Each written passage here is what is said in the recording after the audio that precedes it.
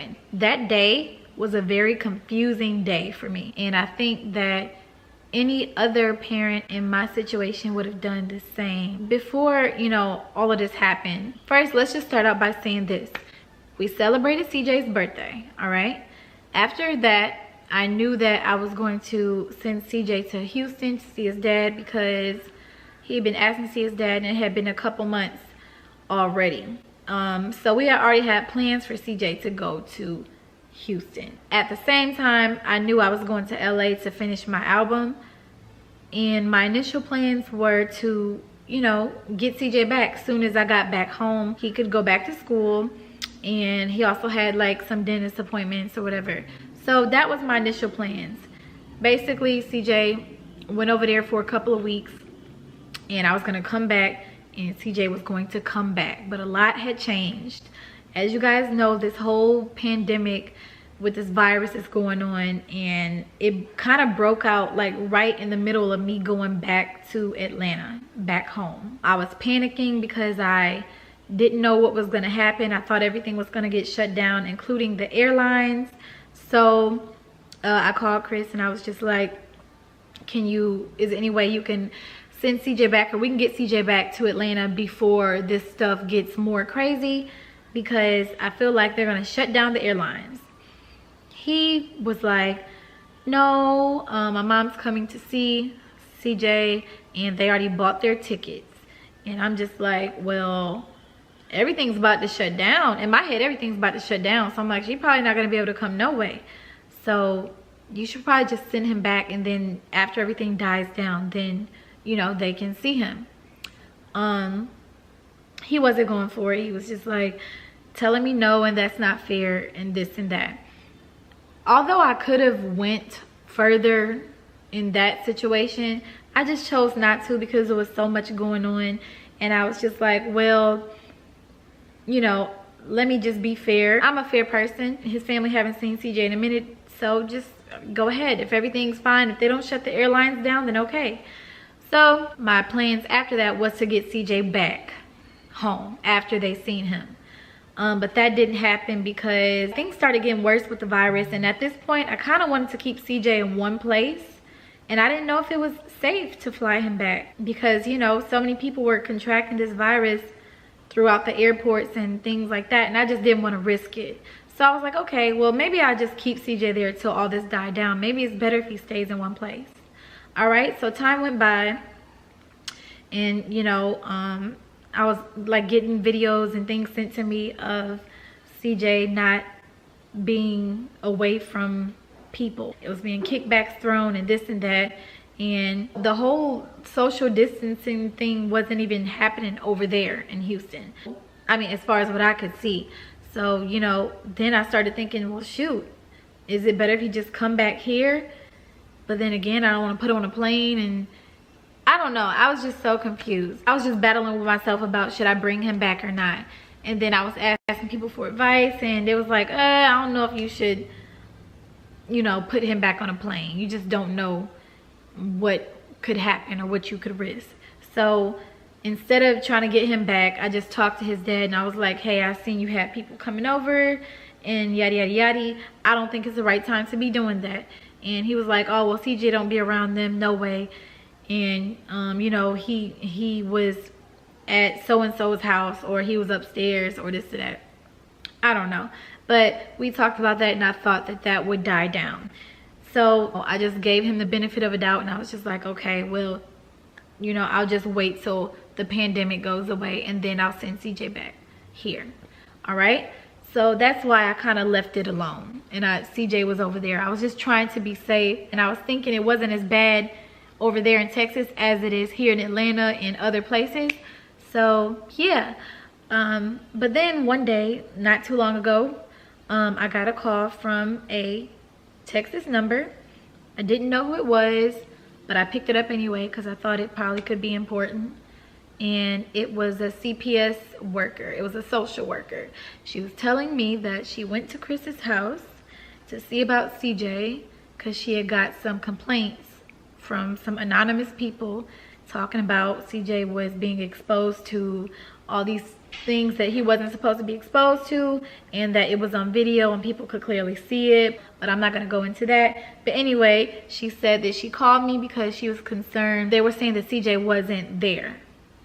All right, so his dad was telling her he's not here anyway, so you can't see him. But at the same time, I guess some police had showed up to the door as well, separate from her, and they was about to arrest him. So then now she's thinking, okay, so the child is not in the father's care right now, and the father is about to get locked up, so let me call the mom. By the way, y'all, if y'all wondering how she got my number, I don't know how she got my number, but this hadn't been the only call, you know, from CPS by CJ being over there. Like, this has happened more than once, more than twice. So then I got all scared because, one, the CPS is over there looking for my child. Two, his dad is getting locked up and I don't know where CJ is. So my first thought was to call Chris's mom, because Chris's mom had just visited over there, and I was, oh wait, I forgot to tell you, the lady also told me, yeah, I'm thirsty. Okay, hold on 1 second, all right? I forgot to tell you guys that the lady also told me that Chris told her before he got arrested that CJ wasn't there and he was with his friend named Tiffany. All right, the CPS lady had told me that CJ was with somebody by the name of Tiffany. All right, boom. I called Chris's mom. I tell her what happened. I asked her, does she know who Tiffany is? She said that she has met someone named Tiffany and she went over there. So I asked, do you have Tiffany's number? She said no, but she could try to get it for me. At the same time, she was going to try to see what was going on over there. So I asked her, could she try to get the number for me, but could she also give me Nettie's number, because Nettie be knowing a lot of people's numbers over there, like Chris's friends, the girls. So I hung up the phone with her, hoping to receive a phone number through text so I could call Nettie myself and try to, you know, just figure out where CJ was. I didn't get a text from his mom after we hung up the phone, and so I just assumed that she was trying to make some calls and, you know, help me out. I didn't say too much about it, but I was also still trying to, I didn't want to sit there and wait either, so I wanted to find out some information on my own. So I chose to call a girl that I've met before in person. Her kids play with CJ a lot over there. I don't know if you guys see, but like, it's two other curly headed kids and they play with CJ. But I called their mom. I asked her, do you know anyone by the name of Tiffany? And she was like, no, let me ask the kids, da da da. And so she wasn't sure. She said her kids said that that wasn't her name. So I was just really confused. And, you know, she said that she would try to look into it further for me. And so at this point, I'm just waiting on calls back from different people, you know, about where my son is. So when I hung up the phone, I called Chris's mom back. I asked her, did she get any more information? And she was just like, she tried to call Dwayne, and Dwayne didn't answer the phone, which raised a concern with me because that's her son. I would think that he would answer for his mom, you know, even if he don't answer for me or anyone else. So I was like, okay, what didn't happen and where's CJ now? So she hung up with me the second time. She gave me Nettie's number. Finally, she had texted me Nettie's number, and I called Nettie and I was asking her about who Tiffany was. And I guess Nettie had already talked to Dwayne herself, because she said, Dwayne said that CJ's not there, but I think he's there. But she felt like CJ was there. I don't know why she felt like CJ was there, but then that made me think, okay, I think CJ's there too then. You know, what if somebody's hiding something? I don't know why they would hide CJ being there from me, but, or I don't know if they was doing it for purposes so the CPS worker wouldn't come back and look for CJ again. I'm not sure. So now I'm thinking, okay, is CJ at that house still and they're not trying to tell nobody, or is he really with Tiffany? So then I called the mom back. I'm just say the mom. I ain't gonna say her name because I don't want nobody trying to look for her. I'll just say her name is Maya. I don't know. I'm gonna call. I called Maya back, and that's not her real name, by the way. But I called her back, and she was just like, I haven't gotten any further but I could go over there and see if CJ is there at the house for you. And I was like, okay, thank you. She was heading over there to Chris's house. Now by this time, Chris was already in custody. So then I think this is when I made the post on Instagram. I posted it because I was just like, okay, at this point I need answers. I made that post because, you know, I know that a lot of my supporters help me out a lot. They are kind of like some little investigators, so they could come back and tell me who this person's social media page is, and I can DM them. Or maybe someone that is over there around CJ would see the post and call me, or sorry, not call me because they ain't got my number, but they could DM me and let me know some information. But I deleted it because I was like, maybe I should just try a little harder first before I make this post. So that was the post and delete, okay? And then Nettie texted me back, and she was like, we were talking a little bit, and she was like, whatever you do, don't put this on social media. She didn't see that post, but she had just happened to say, don't put this on social media. But I was thinking more so of her saying, don't put it on social media that her brother is in jail, because they know what people say and this and that. So that's how I was thinking, and I was just like, oh no, I ain't gonna put that on there. I don't care about that. But when it comes to my son, I am gonna try to figure out where he is, and you know, if I make a post about that, then that's different. So she didn't see the post and delete then, okay? So then I asked her to send me Duck's number. She sends me his number. I call him. I don't get an answer, all right? I called him twice. I didn't get an answer, so then I texted him and I said, hey, Maya is coming over there to see if CJ is there at the house, and I have someone to pick him up and bring him back to Houston. Give me a call. So then I called Maya, and then Maya is at Chris's house finally. She's trying to go see if CJ is in there or not, but people are in the house. So Dwayne's in there, Chris's friends are in there, but someone in the house says lock the door, so they're not trying to let her in. So at this, when she tells me that, at this point I'm just like, what do they have to hide? If CJ's with the girl Tiffany, then why wouldn't they let you in to see if he's not there? So then I'm just really confused, and I'm just like, I'm telling her, tell them that if they don't let you in, then I'll call the police, and I'll send the police over there, and they can check to see if CJ is there, since people playing around and giving me the runaround. I don't know if she told them that right away or not, but then Dwayne's number texts me, and he texts me the number supposedly to Tiffany, okay? And so I called that number. He said, this is Tiffany's number. CJ is with Tiffany.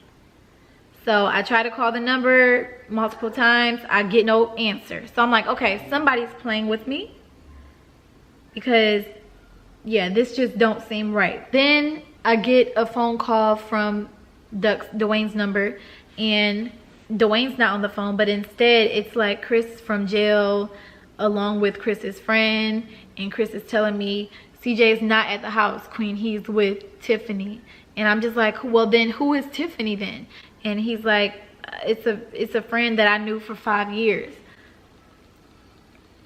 I never heard of a Tiffany. 5 years ago was 2015, you guys. So I never heard of a Tiffany back in 2015. And I just feel like anybody that has my son, that's gonna have my son, if you're not there, I should know who they are, you know, just in case anything happens. But yeah, he was just like, Tiffany has him. I was like, okay. I didn't get a, I was waiting on Tiffany to call me back from the number that Dwayne gave me, and I still didn't receive a call. But I guess during all this time, Maya had told Dwayne what I said about sending the police over there. So then I got another call from Dwayne himself, and he was like, why would you try to send the police over there and this and that, if I told you, if I gave you the number already? And I was just like, well, actually I said that before you gave me the number, but if y'all don't have nothing to hide, if CJ's not there, then why won't you guys let her in to see? Because at this point, y'all, I don't know, I'm thinking they trying to keep CJ in the house, maybe because they don't want me to get him back. Like, I don't know what's going on. I really don't know. At this point, I don't trust anyone. All I want to know is where my son is. So he explained to me that he wasn't lying, and this and that. And I was like, well, if somebody would have called me first, or if you would have actually answered the phone or called me right when I texted you, then this wouldn't even like have happened. So then finally, after I got off the phone with him, the number calls me back, and it's Tiffany. I spoke to Tiffany, and I got to talk to CJ. I found out where he was. Then I talked to Tiffany and set up things with her for Thomas to come get CJ and bring him back to me the next morning.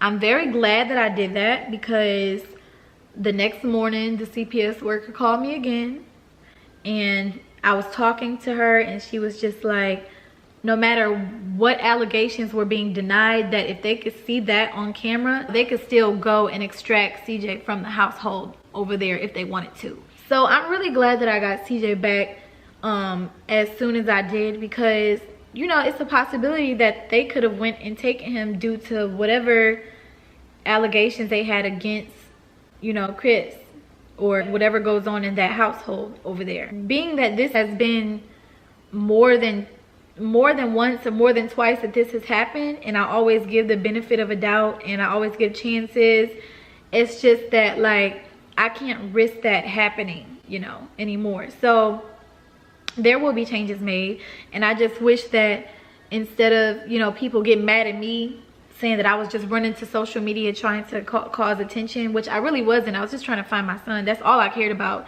I don't care about no attention. That was a crazy day, you know. I'm glad he was safe, and thanks to the person that had him that was keeping him safe. Thank you, Tiffany. But yeah, like I said, that's my side of the story, and I just feel like if anyone else was going through the same thing, and in that moment I feel like they probably would have done the same thing. And you know, I just feel like Chris was saying I'm doing too much, but I just feel like he was taking it too lightly. First of all, anytime the CPS show up at your door, especially if you know that it's proof that they can see, like there should be no reason why you got the people from the system coming to your door. People could lie and make anonymous phone calls, but if you give them something to say and if you give them something to talk about, it's like you're making it worse. So yeah, I'm not going to risk that anymore. People could say whatever they want to say about me doing too much, but I really don't care. I'm happy that CJ is back and he's being quarantined. I'm not saying that for no shade to be thrown, but I was really scared. Like throughout this whole thing, I didn't want my little baby to get sick, okay? And I just didn't know people that was around him. So that's all I could really say, and y'all could take it how y'all want, but it's just, you know, everybody else had their own theories, and it's just like, yeah, let me say something, because they're gonna just be going on and on and on until it ends up way off than what it was. But thank y'all for watching, and that's about it. So yeah, it's a lot going on right now. Who can really blame a mom for looking for their kid? They're not getting answers. The dad needs to be more responsible. Chris should have handled